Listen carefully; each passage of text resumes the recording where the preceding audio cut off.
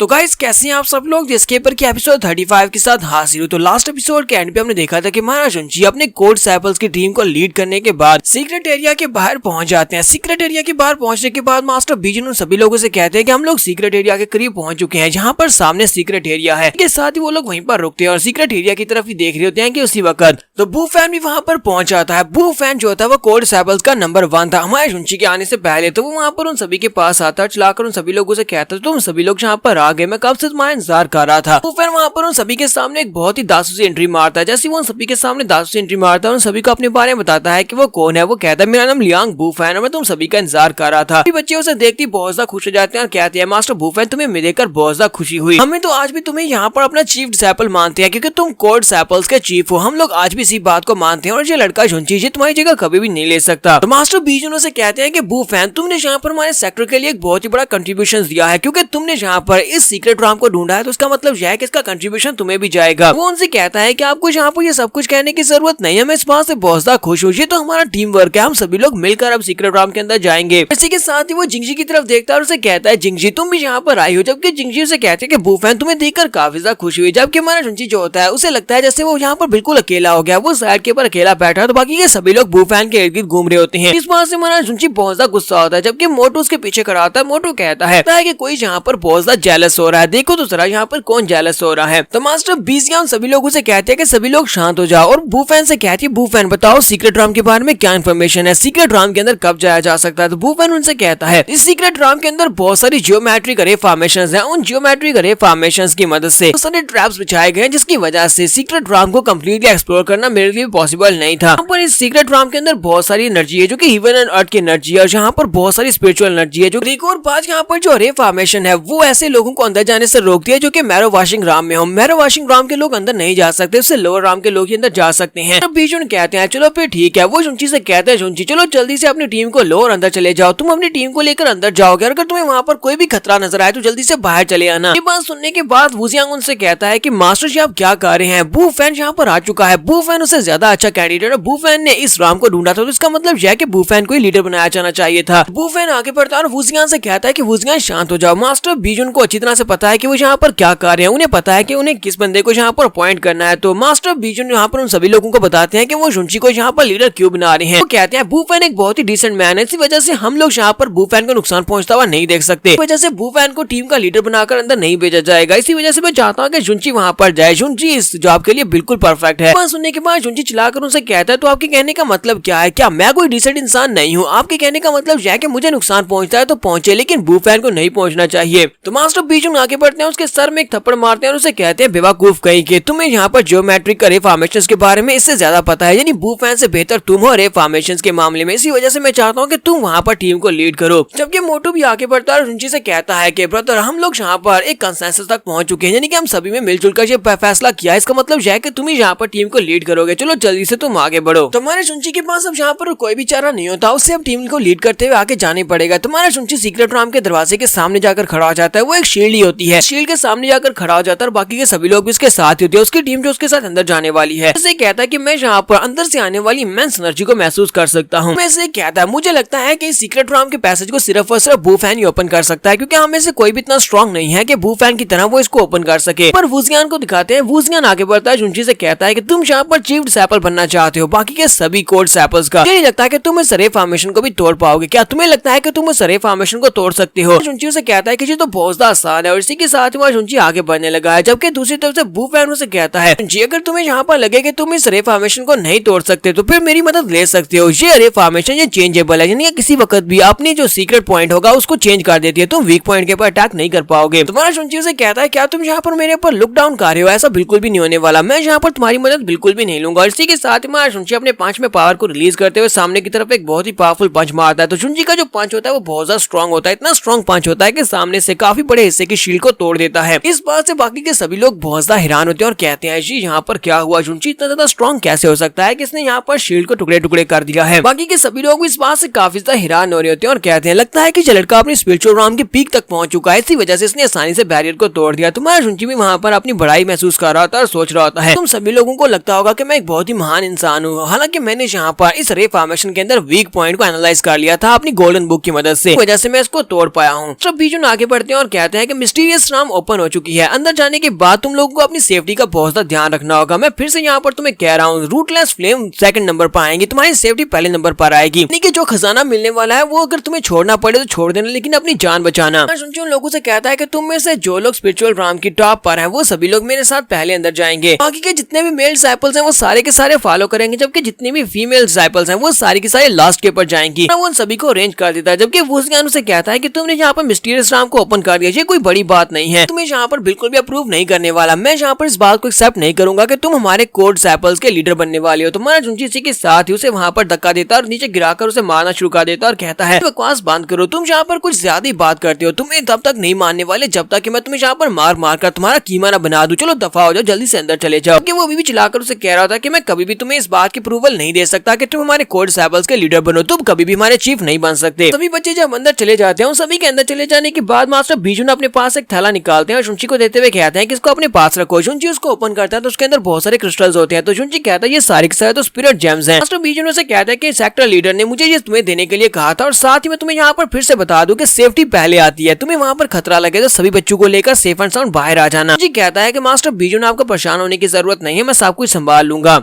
वो सभी बच्चे जब अंदर चले जाते हैं तो पोर्टल बंद हो जाता है। उन सभी के अंदर चले जाने के बाद मास्टर बीजिया से कहते हैं कि वो सभी तो अंदर चले गए, क्यों ना हम लोग भी यहाँ पर अब अकेले हैं, तो क्यों ना हम लोग यहाँ पर थोड़ी देर के लिए एंजॉय कर लें, आसपास घूमते हैं, थोड़ी चहलकदमी करते हैं। तो मास्टर बीजिया से कहते हैं नहीं, मुझसे दूर रहो। तो नेक्स्ट सीन हमें अंदर का दिखाया जाता है, मिस्टीरियस राम के अंदर का सीन दिखाते हैं। तो जुंची अपने दोस्तों के साथ अंदर होता है और कहते हैं क्या यही मिस्टीरियस राम है, जहाँ पर तो हर तरफ बहुत ज्यादा हरियाली है, यहाँ पर तो काफी सारी स्पिरिचुअल एनर्जी भी है। जुंची बू फैन से कहता है बू फैन चलो जल्दी से यहाँ पर मुझे एक सेफ प्लेस के बारे में बताओ, क्योंकि तुम पहले यहाँ पर आ चुके हो, तो कोई सेफ प्लेस ढूंढो जहाँ पर हम लोग कैंप लगा सके। वुजियान उसकी बात सुनने के बाद कहता है तुम यहाँ पर हमारे नए चीफ और तुम यहाँ पर इस टीम के लीडर भी हो, तो तुम्हें नहीं लगता कि तुम्हें यहाँ पर सबसे पहले आगे बढ़कर कैंप के लिए जगह ढूंढनी चाहिए? बू फैन को नहीं, यहाँ पर बू फैन को क्यों कह रहे हो? हम लोग यहाँ पर तुम्हारी इनकम्पिटेंस की वजह से मरना नहीं चाहते। अगर तुम यहाँ पर बू फैन से ये काम करवाना चाहते हो तो क्यों ना तुम यहाँ पर चीफ की पोजीशन बू फैन को ही दे दो। ठीक है, सभी बच्चे भी वहाँ पर बात कर रहे होते हैं क्या जुंची वाकई में यहाँ पर जॉब पूरी कर पाएगा? अगर हम लोग जुंची की वजह से यहाँ पर मारे गए तो फिर तो बहुत ही बुरा होगा, हम लोग जुंची की वजह से मारे नहीं जाना चाहते। तो वुजियान हमारे जुंची से कहता है क्या तुमने सुना यहाँ पर बाकी के सभी लोग क्या बातें कर रहे हैं? जबकि हमारा जुंची जल्दी से आगे बढ़ता है, वुजियान के मुंह पर एक थप्पड़ मारता है, उसे कहता है कि तुम अपनी बकवास बंद करो, तुम यहाँ पर बाकी सभी लोगों के दिमाग खराब कर रहे हो। उसके बाद हमारा जुंची सभी लोगों से कहता है कि मुझे इस बात से फर्क नहीं पड़ता कि तुम सभी लोग इस बात को प्रूव करते हो कि नहीं कि मैं कोड डिसाइपल्स का लीडर बन सकता हूँ, और तुम में से कोई भी यहाँ पर मेरे रूल्स को फॉलो नहीं करता, उनमें से कोई भी यहाँ पर मेरे फेस के ऊपर कहता है कि वो ऐसा नहीं कर सकता जो मैं उसे करने का कहता हूँ, तो फिर उसके साथ मैं बहुत ही बुरा करने वाला हूँ, मैं उसे सीक्रेट रूम के अंदर से बाहर फेंक दूंगा। सभी लोग कहते हैं ये लड़का तो काफी ज्यादा टफ है, हमें इसके साथ पंगा नहीं लेना चाहिए। हमारा शुंची यहाँ पर उन सभी लोगों को डरा देता है और उसके बाद वो बू फैन से कहता है बू फैन चलो जल्दी से यहाँ पर कोई ऐसी जगह ढूंढो जहाँ पर हम लोग कैंप लगा सके। तो बू फैन उसे कहता है हम लोग जिस जगह के ऊपर खड़े हैं यही जगह सबसे परफेक्ट है, तुम यहाँ पर कैंप लगा सकते हो। शुंची कहते तो फिर ठीक है, हम लोग यहीं पर कैंप लगाएंगे। तो यहाँ पर हम लोग अपनी एपिसोड 35 का एंड करेंगे। एपिसोड की एक्सप्लेनेशन अच्छी लगी हो तो कमेंट करके जरूर बताइएगा। चैनल को सब्सक्राइब कर दे, वीडियो को लाइक और शेयर कर दे। शुक्रिया।